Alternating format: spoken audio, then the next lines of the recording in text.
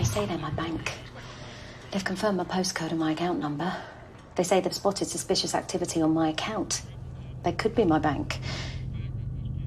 Now they've asked me to move my money to a safe account they've set up.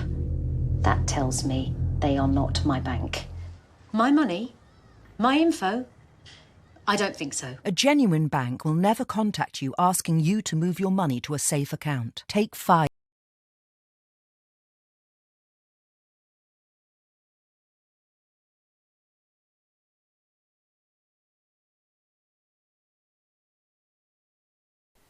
Hello, I used to work as a fraud investigator. The reason I'm showing you this is because you have to know what is taking place in the UK today. Scams cost UK citizens almost £10 billion a year. People are losing all the savings they have worked hard for throughout their lives, often hundreds of thousands of pounds. But what is even more shocking than the crimes is the ineptitude of our authorities. Criminals know they can get away with crime because the police do nothing. People are told to report frauds to Action Fraud. This is a call centre provided by a private company and a contract to the City of London Police. But Action Fraud is pointless and does not investigate crimes. They only pass 4% of reported fraud cases to law enforcement agencies to look into. Police hide behind the veil of Action Fraud, so they do not have to investigate, and so fraud is almost never investigated. In the world. But the truth is, we have an epidemic of scams, and it is not policed. You will have been told to report it to Action Fraud. If I were here in my money-saving expert role, I would be telling you to report it to Action Fraud. In this role, which is slightly more political, I will be honest, Action Fraud is mostly pointless. They will not investigate if you report it to them. I bet they said we don't have resources and we don't have enough way to deal with it. Not lines of to investigate, because the corporate headquarters were in Switzerland, which is utterly rubbish, if I may say that, because they had an address in London. They had telephone numbers in London. Mobile numbers. We have. Watch this video by an undercover Times reporter into what happens at Action Fraud.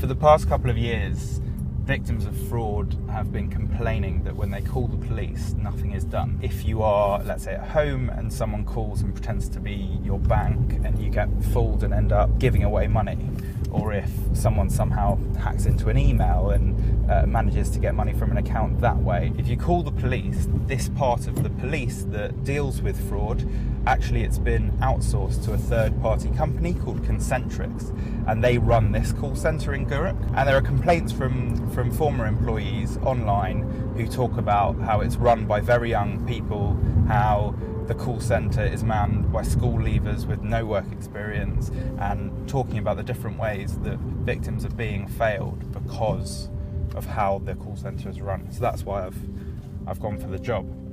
I got the job, and so I start training today, and it'll be really crucial to see what the training is like. Training for recruits at Action Fraud is taken by Michael Rogers, the City of London Police training manager. He quickly made his views clear on how well he thinks the police deal with fraud reports, and explained that when victims report crimes, they do not realise their cases are very unlikely to be passed on to actual police officers. See, when it comes to police, you'll find that they'll do absolutely everything in their power to avoid doing work. Like, they're the most useless bunch of people. And that's even Is that not really fuzzy? See, when it comes to fraud in particular, because they don't understand it, they will literally hand people over a leaflet and say contact Action Fraud. Knowing that all that we can do for people is take a report and we can't do anything else. Fraud now makes up more than a third of all crimes in England and Wales. Victims often call Action Fraud in distress, in some cases having lost their life savings. They do not know that staff are making quick decisions as to whether their cases should be dealt with as crimes or filed as less serious information reports, which are almost never looked at again. Mr. Rogers said we should never tell victims about this system. But people don't know that, right? So when somebody phones up to get a report, we don't tell them that we're taking a crime or an information report, we just tell them we're taking a fraud report for them. Because could you imagine sitting there on the phone and going, sorry, I know that you've been passed on to me for a crime reference number, but I can't give you that, I can only give you a report for an information report. And then they say to you, well, what's the difference between the two? And then you turn around and say, well, if it's a crime report, somebody's going to look at it and try and investigate it for you, but because it's an information report, nothing's going to happen with it. As training progressed, it emerged that even crime reports are often never looked at again. A computer scoring system analyses the reports, and only those most likely to lead to a suspect being caught are sent on to be reviewed by the National Fraud Intelligence Bureau. Victims have to have detailed information about the fraudsters, such as their real names and car registration plate numbers, to have a realistic chance of their cases being looked at. This is also hidden from victims. Never disclosed that there is a scoring system, okay? That has only been disclosed to us through an FIB so that you guys know why reports will go through and get investigated and why some won't, okay? Could you imagine having that conversation with somebody on the phone where you say, yeah, that's not going to look as if it's going to score high enough, so you're kind of wasting your time. You're going to be dealing with probably no report but a massive complaint as to, well, who are you to decide that I'm not going to get that report?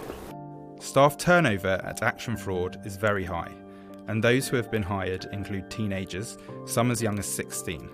Employees ridiculed victims and took little interest in their cases while on calls. I thought he was sleeping, but he's not. Oh no, I fall asleep as well, honestly. Like, on calls? Not like, I'll close my eyes and then still say the same thing, but again, because it's so repetitive sometimes that you already know, like when they phone up and they say, I received a phone call, but it's either going to be a BT scam phone call, a law enforcement phone call, or HMRC, and you already know how it's going to turn out and how it's going to be, so you kind of just like... Yeah, it looks like he's sleeping, but he's actually just got his head in his hands. No, it happens, you know, it's just... One of the senior staff members at Action Fraud is Ross Doherty. He is one of the managers responsible for the staff in the call centre. He also frequently uses social media. In one of his tweets from May 2018, he wrote that he was stuck in work dealing with morons until 8. He has also boasted of being drunk during a shift and tweeted, "Fuck fraud, stop calling us and let me go home early." While training for new recruits is written by the Home Office and staff have to pass an Action Fraud sign-off test, Mr. Rogers missed out huge chunks of the material, telling us he was simplifying it to the most basic level. And before the test, he fed us the answers. In April, a major watchdog report condemned the police for having a defeatist culture when it comes to investigating fraud. After seeing our undercover footage, victims may give meticulous accounts and details of their scammers, including email correspondence, fake certificates of investment, and notes of countless hours of phone calls. In response, they receive a curt standard email from Action Fraud stating their case has been closed and that it has not been possible to identify a line of inquiry which a law enforcement organisation in the UK could pursue. When I worked as a fraud investigator, I detailed my investigation into a trading platform after many people complained they had been conned out of thousands of pounds. I also exposed the lies I was told by the authorities and explained how the police no longer enforce the law. They do nothing. I mean absolutely nothing, no matter how much evidence you present to them. Professor Mark Batten, director of the Centre for Counter-Fraud Studies at the University of Portsmouth, told the Mail on Sunday, "Action Fraud is in reality a call centre and has no capacity to investigate. When potential leads are identified, they are sent to the relevant police force to investigate, but in reality many don't have the resources and cases are filed away." Crime pays in the UK. As things stand, committing a financial scam against a member of the public is almost a no-risk crime. Those who work hard to make an honest living are wasting their time when they could be making a killing as a scammer. Why work hard and save for a pension when you can just steal someone else's? The big money today is in scams, and the police are too lazy to do anything about it. My advice is that you should get your money out of the bank now and put it in a drawer at home, before it's too late, and you must tell others to do the same. You're not safe even if you think you'll never give your details to anyone. I also want to add that while there are risks with keeping your money stored in the house, it's still a damn lot safer than in the bank. I'm not suggesting people put all their money in one place in their homes. One can keep it hidden in small amounts in many places. You must tell everyone about the situation. Please share this video with as many people as possible. You need to help spread the truth. People need to be made aware of the situation. Everyone needs to know that companies and individuals are not safe conducting business in the United Kingdom and that their money isn't safe with UK banks.